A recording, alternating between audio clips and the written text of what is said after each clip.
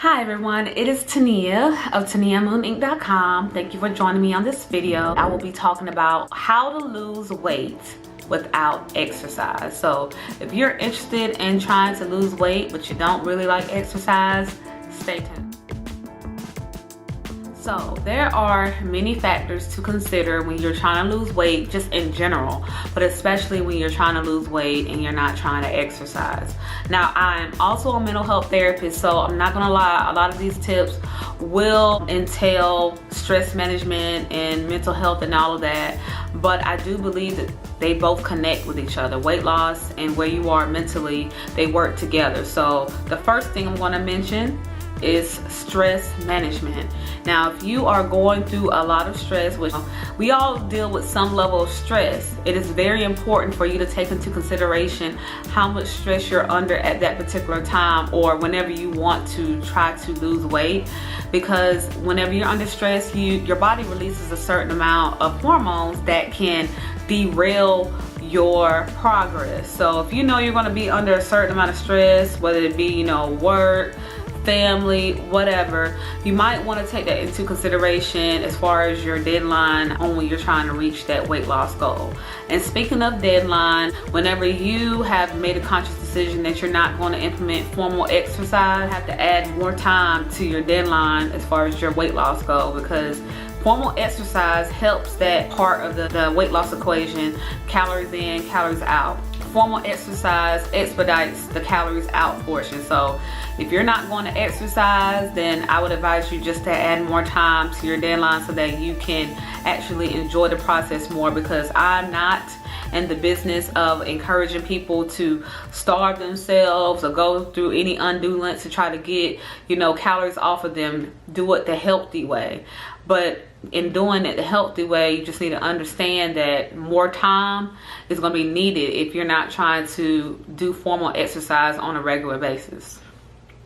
The next two things I'm going to mention are like the obvious, what you're eating, like the food and drink that you're consuming, as well as the level of exercise. Now, it's not my place to tell you what you need to do as far as what you need to eat or what you need to drink or what you need to throw out of your kitchen or your pantry. That is a personal choice. All of that is really dependent on how fast you want to lose the weight in a healthy way, of course. And then what you like to eat in general, if you live with anyone else, all of those things come into play whenever you're deciding what type of foods you want to consume on your weight loss journey. Now, there are certain things that are the obvious that I would tell you to steer away from, generally high sugar foods, because high sugar foods they mess with your cravings. They make you want more high sugar food. So I would obviously tell you to try to moderate that, but at the end of the day, it is your personal choice to decide what you want to let go and what you don't.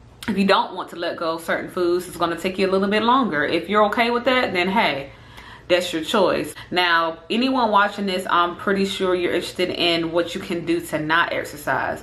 You don't have to go to the gym. You don't have to do home workouts. You do need to monitor the amount of activity that you have going on in your regular day-to-day. Like some suggestions that I've given to some of my health coach patients have been: try to park further away from whatever building you're trying to walk into. Try to take the stairs. These are obvious suggestions, or try to do more stuff around the house. Like, at the end of the day, the informal exercise activities, that is going to add to your overall calories out part of the equation in your weight loss efforts. Tips on sleep. Now, sleep is very, very, very important in just your general functionality, because if you're not getting enough sleep, then it's a high likelihood over time you're going to become very stressed. Stress is going to cause you to want to overeat. So if I had to say that any one of these tips would probably be foundational, it would be sleep, because you really can't function if you're going night after night after night not sleeping.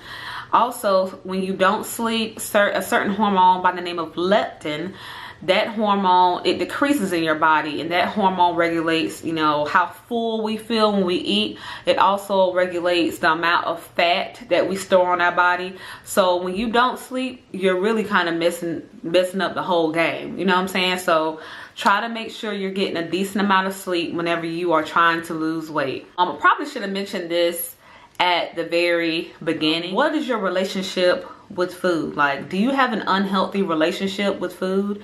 If you do, then that is something that you probably need to address before you try to start a weight loss program. Because if you always feel the need to eat every time you get stressed, or if you don't want to eat at all, that is something that honestly needs to be addressed with someone who specializes in mental health treatment regarding that type of ailment, or you need to talk to your doctor or a nutritionist or a dietitian. But it's something that you shouldn't try to tackle on yourself, because if you don't have your foundation right when you're trying to lose weight, you're already starting off on the wrong track, okay? Another thing I would I'm not going to probably suggest, you need this. You need a source of accountability, whether it be one person and an accountability partner or a group of people. You need this. I've already mentioned that in a previous video, but having an accountability group of partner, that is going to increase your likelihood of success, because you have someone to vent to, because this is going to be a journey. You have someone to bounce ideas off of. You have someone to, keep you on track, and call you out whenever they see that you're not doing what you're supposed to, and vice versa. So another thing, look at your deadline. Do you have a reasonable weight loss deadline? If you don't, then that's something that you need to reevaluate. It doesn't make sense for you to want to try to lose 20 pounds in 6 weeks. That's not healthy at all, and statistics show that people who lose weight really fast, they gain that weight and then some. So having a healthy timeline for your weight loss goals, that is very, very, very important whenever you're trying to lose weight. And finally, I know that most of the people watching this, at least, are trying to find a way to lose weight without exercise. But I would be remiss if I didn't say that exercise is essential to your weight loss journey. It doesn't mean you have to be in the gym every other day, but it does mean that you need some level of exercise in order to get your metabolism going.